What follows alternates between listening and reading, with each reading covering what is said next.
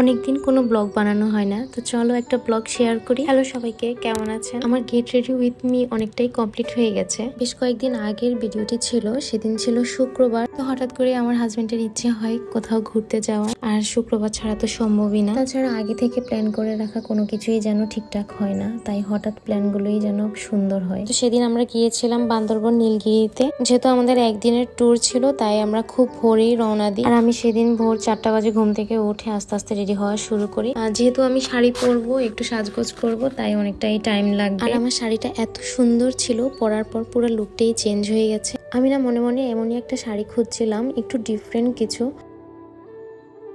যেহেতু পাহাড়ে যাব, তাই আমি একটু হোয়াইট কালারের মধ্যে কিছু একটা খুঁজছিলাম। বিশেষ করে শাড়ির ময়ূরের পালকের থিমটা আমার এত ভালো লেগেছিল। আর এই শাড়িটা পরে যদি একটু সাউথ ইন্ডিয়ান লুক না করি তাহলে কি হয় বলেন। এদিকে বাইরে একটু একটু রোদ উঠে গিয়েছে, আমারও সাজগোজ অলমোস্ট কমপ্লিট। আমরা হালকা কিছু খেয়ে বেরিয়ে পড়লাম। আচ্ছা, আমাকে কেমন লাগছে বলুন তো?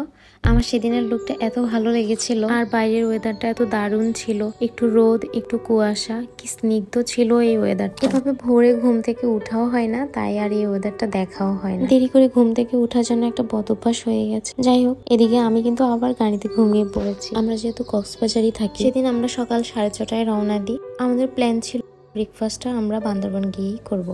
তো আমরা বান্দরবন শহরে অলরেডি চলে আসছি, আর সেখানে গিয়ে আমরা বেয়াই বাড়িতে ব্রেকফাস্টটা কমপ্লিট করি।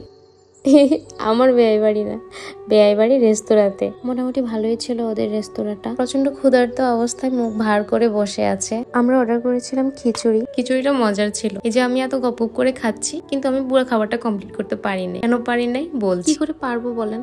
এই যে সেজে গুজে ঢ্যাং ঢ্যাং করে পাহাড় দেখতে যাচ্ছি, পাহাড়ের এই উঁচা নিচা বাঁকা বুকা রাস্তায় আমার মাথা চক্কর মারে, কিন্তু তবুও ভালো লাগে পাহাড়ে যেতে। এত সুন্দর প্রকৃতি দেখতে কার না ভালো লাগবে বলেন? আমার তো ইচ্ছে করছিল থেকে যেতে। এদিকে খাবার পুরোটা শেষ করতে না পারলেও লিপস্টিক কিন্তু পুরোটাই শেষ করে ফেলেছি। ভাই, আমি বুঝি না কেমনে হয়। আমি যতই ম্যাট লিপস্টিক, ওয়াটারপ্রুফ, প্যাচপ্রুফ লিপস্টিক দিই না কেন, কখন যে আমি খেয়ে ফেলি নিজেও জানি না। এর কিছুক্ষণের মধ্যেই আমরা চলে আসি নীলগিরির একটু আগে একটা টুরিস্ট পয়েন্টের নাম ছিল শৈলপ্রপাত। আমরা সেখানে নেমেই কিছু ছবি ভিডিও ক্যাপচার করি। খুবই নিরিবিলি ছিল জায়গাটা। ছবি ভিডিও গুলো এত ভালো আসছিল, যেভাবেই তুলছি সেভাবেই ভালো লাগছিল রোদের আলোতে।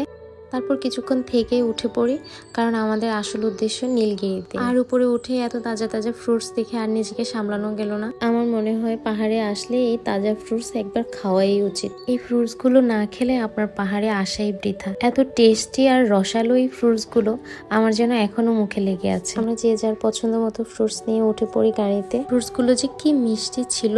এই যা, বকবক করতে করতে অনেক লম্বা হয়ে গেল ব্লগটা। আজ এ পর্যন্তই, বাকিটুকু নেক্সট ব্লগে থাকবে। সবাই ভালো থাকবেন, টাটা।